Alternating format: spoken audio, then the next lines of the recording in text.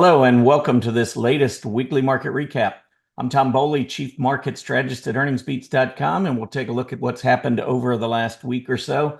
I found today, Wednesday, November 13th, to be a pretty interesting day. We had the October CPI report came out, and it came in as expected. In the past, when inflation was a big part of what the market was watching, we would see, some pretty big moves to the upside if we got decent or better than expected inflation news, but we really didn't see that this morning. We did move up in futures. We did open higher, but we really didn't see a whole lot of follow through. It was kind of a choppy day, and the market did finish a little bit lower by the end of the day. But I think what this is telling me is that inflation, that whole inflation story is just dead right now. The stock market isn't looking at inflation, doesn't seem to care about inflation. And if you look at some of the signals, and we'll talk about some of these a little bit later in the show, but you see the dollar moving up. The dollar doesn't go up in an inflationary environment or if the market is expecting inflation. So I view the really strong dollar that we've seen over the last month and a half as a sign that the stock market's not worried about inflation. You've got a lot of market participants moving into areas that normally would be shunned during an inflationary period, and that is not the case right now. So I think that's one of the themes we need to be aware of. Here is we finish out quarter four and start into 2025. But let's go back and let's take a look at what's happened over the last week. So I'll pull up the 6 major indices and the 11 sectors. And I've got those sorted over the last week to show you what has happened over this past week. Now, remember, last Wednesday, which was the day after election day, we saw a huge rally in small caps. That is not reflected in this because this only goes back to Thursday and Friday of last week. So we have seen a little bit of a different rotation. You can see the IWM, for instance, pretty far down. IWM almost all the way down at the bottom actually has been red over the last 5 days after the huge jump we saw last Wednesday. So what has been leading over the last 5 days? Well, the first thing that stands out to me in the first and third spots are consumer stocks, consumer discretionary, which is what we want to see lead, and consumer staples. But both consumer areas are up near the top, and that tells me that the market is beginning to focus on what the market believes is going to be a stronger economic period ahead. That's why you would want to be in consumer stocks. Communication services also very strong over the last week or so. That's an aggressive area. That's good. We've got the Nasdaq 100 sitting up in the top 5, which isn't bad. Technology, of course, still it was up this week, but it was in the middle of the pack, not really leading. And then, of course, down at the bottom, like I said, we've got the IWM. We also have the mid-cap index. These two areas of the market have been leading since back in actually maybe even early July. But they go through periods where they pull back. We see some profit taking. I think that's what we've seen here over the last week or so. But those two groups are down with healthcare and materials. So for the past week, those were some of the areas that underperformed. Let's move on to the S&P 500, because one thing I've told our members this week is that we are dealing with a negative divergence on the hourly charts. This is not a sign of a bear market or anything lengthy to the downside. But what it tells me is that we're probably going to pause here. And it is also option expiration week. The November options expire on Friday. And so the few days leading up to option expiration Friday, and usually 2 or 3 days after, can be compromised a little bit by the fact that market makers may be doing a little bit of manipulating in the market to try and wipe out some of the net in the money call premium, which would mean prices coming down a little bit. So I think we have to be a little careful of that, and especially when we do see these short-term negative divergences form. So this is an hourly chart of the S&P 500. You can see prices continuing to go up November 6th, 7th, 8th of last week. That's Wednesday, Thursday, Friday. But during that period, look at the PPO start to top and roll over while prices are still going up. That's just an indication of potential slowing momentum and possibly short-term weakness as a result of that. And you can see since that's happened, we've gone down, we've kind of rallied back, we've gone back down. So it's definitely been a pause. We're not going up like we were in the 3 days that ended last week. And so the question now is, Are we just pausing temporarily and then going to break out, or do we see more selling? For the spider, I would really be watching between 59.40 and 59.60. 59.60 being the most recent short-term low, and 59.40 being the 50-hour SMA. So I think just, back into that range, I think is fine. If we were to break below the 50-hour moving average, I think that could bring the recent gap up into play. Nasdaq 100, very similar action. Again, on the hourly chart, we're moving up. But as we go up, and on Friday the 8th, we were setting new highs, but the NASDAQ 100 was rolling over. The momentum, the PPO, was rolling over. So all of a sudden, the short-term moving average is starting to roll back over and starting to squeeze back closer to the long-term moving average, even though prices keep going up. When we see that, again, that's a sign of slowing momentum, and you can see what we've had on the NASDAQ 100 since. Not exactly a big sell-off, but certainly not new highs either. So we're going through this period of consolidation. We'll see if it accelerates to the downside or if we are going to just be in this range that we've been trading in the last couple of days. IWM, now the IWM, as it moved higher, you can see another clear negative divergence, higher prices, lower PPO. But in this case, we've done what I call a reset. This is what I look for when we get negative divergences. I look for a 50-period test, or in this case, a 50-hour test. And also like to see that hourly PPO move back down to the center line. We got both of those today as the IWM was a little bit weaker than the other indices. And so as far as I'm concerned, the negative divergence has now already played out. IWM is free to go whichever way it wants to go. The negative divergence, and the reason I say it's played out is that when you get back to the zero line, both of your moving averages in the calculation of the PPO are exactly the same. There's no momentum anymore. That's where you get the zero. It's when that short-term moving average, you got the long-term moving average usually going up like this. Short-term moving average goes up faster, which is what sends that PPO moving higher. When you start to see negative divergence, that's when prices keep going up, but the short-term and the longer-term moving average start getting closer together. That's what causes the PPO to drop. And when they come down and they touch each other, at that point, there's no momentum looking at the short term versus the longer term. When they touch each other, that's reflected in the PPO as a centerline test. So once we get back down there, I think the momentum issues have now been resolved. Doesn't mean the IWM doesn't keep going down, but this could be as far as we see it go. It might rally back. If it does continue moving down, then I think we have to look at recent price support, which is down around the 232, 234 area. That's where we gapped up the day after the election. We've been going higher ever since. I think we'd have to watch that level. And keep in mind on the long-term chart, the IWM had resistance just above 234 from 3 years ago. That was the high. So when we went above that on this gap, we now have its broken resistance becomes support. That's TA 101. So we've now got support longer term right around that 234, 235 level as well. So if we can't hold 232, 233, then we could have some more difficulty ahead. But I expect we're going to turn somewhere in that area. 10-year treasury yield, really nice move up, continuing to trend higher. We're now up to 4.45%. I just want to point out that as we go up, we're seeing the financials rally too. The financials like it when the 10-year yield is going up due to the expected increase in economic activity, not due to inflationary concerns. That's a big difference. So I think the market is normalizing, and I see a lot of the intermarket relationships normalizing.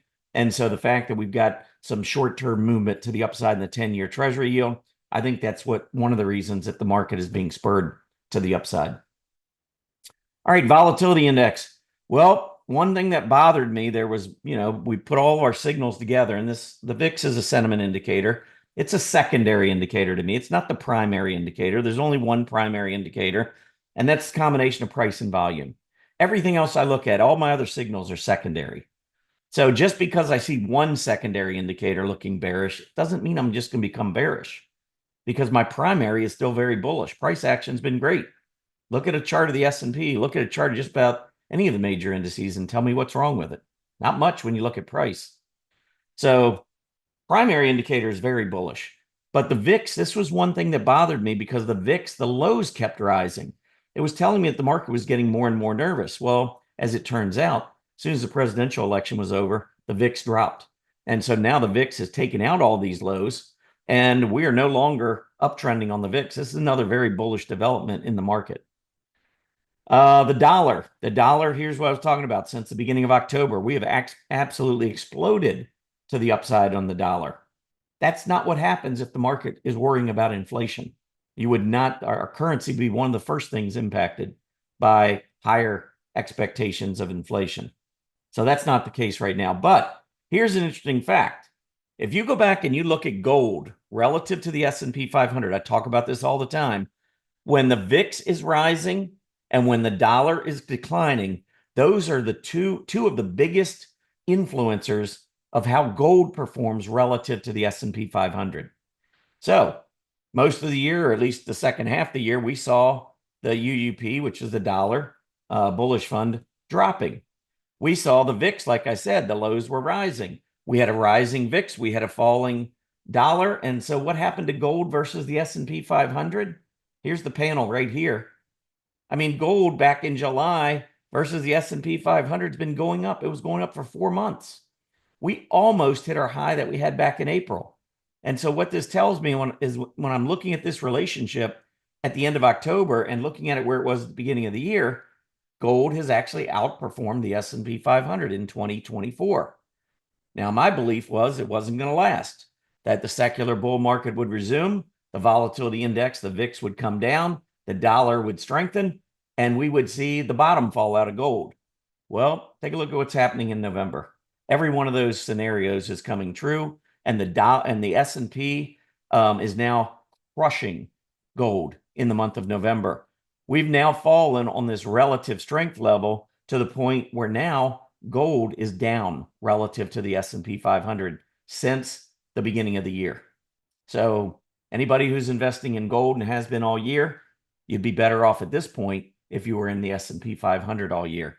And I believe this is just starting to the downside. I think gold is rolled over. I don't see a major move in gold on a relative basis. That doesn't mean that gold doesn't go higher on an absolute basis. If I scroll up here, we could turn off of this. We may see a pullback for a little while, and we may turn back to the upside. I just don't think it's going to go up as fast as the S&P 500. All right, moving on. In consumer discretionary, this is a really big breakout. I showed you it was the leading group over the last week. This is not only a big breakout here on this daily chart. I want you to look at the weekly chart. We've gone back up above the high absolute price in the XLY back in 2021. So that is a huge breakout right here that we need to be aware of. And I don't think it stops here. I think when you make a breakout above 3 years worth of consolidation, this is the start, not the end. So I would be looking for a lot more strength ahead in the consumer discretionary area. And is that good for the market? Well, I'll let you be the judge.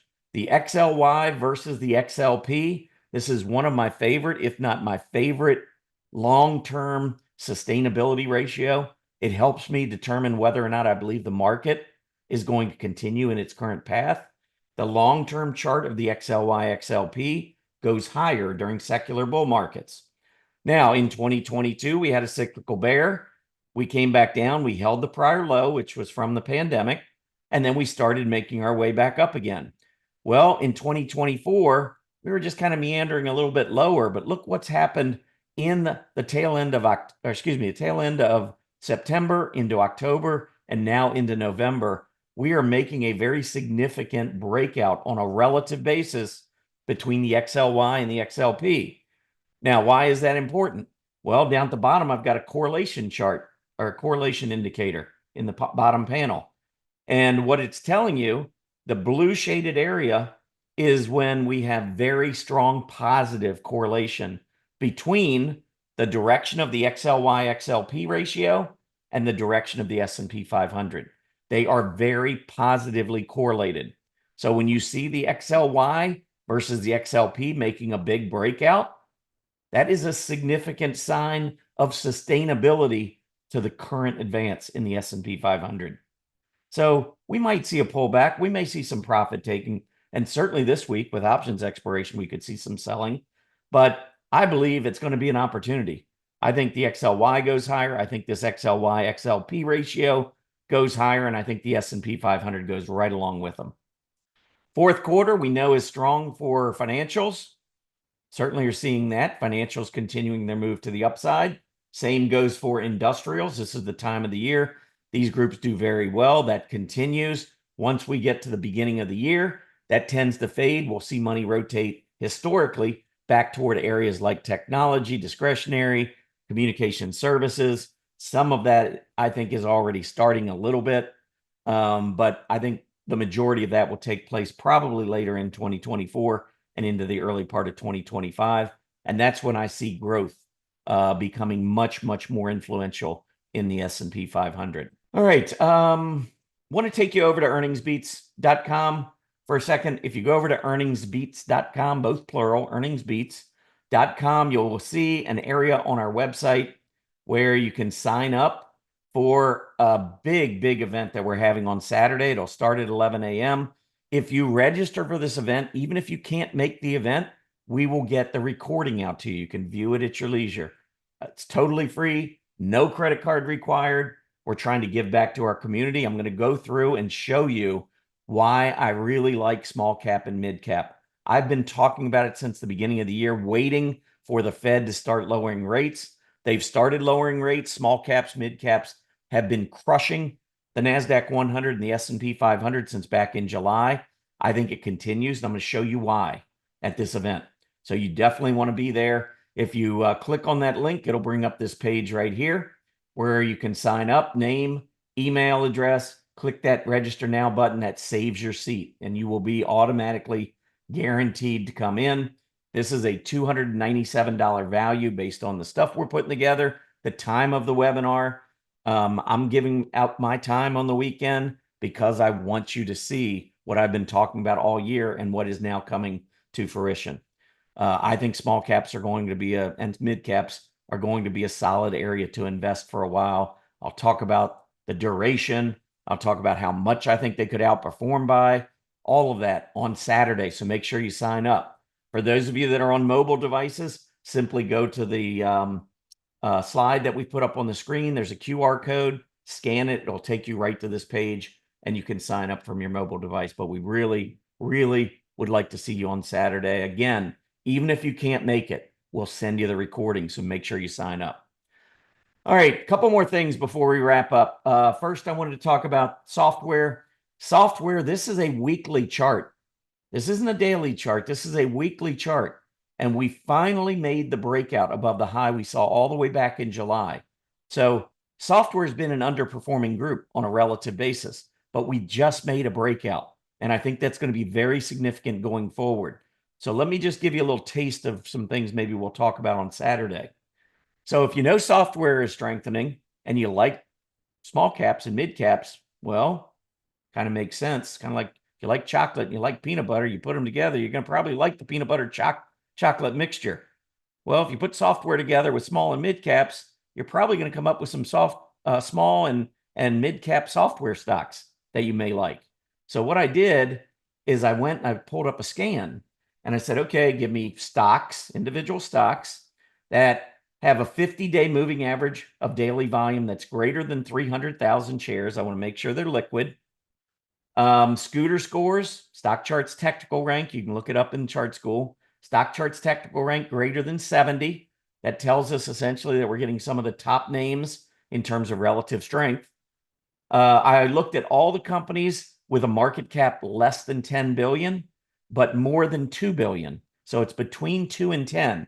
I could have gone up to 15, 20, whatever. You could pick whatever range you want to go in terms of market cap. And then I chose our flagship chart list, which is our strong earnings chart list. This is where we've already filtered out all the companies that we like, a chart list that we provide to all of our members at EarningsBeats. So if we run this scan against that strong earnings chart list, then what comes up is 110 companies. This chart list would be golden.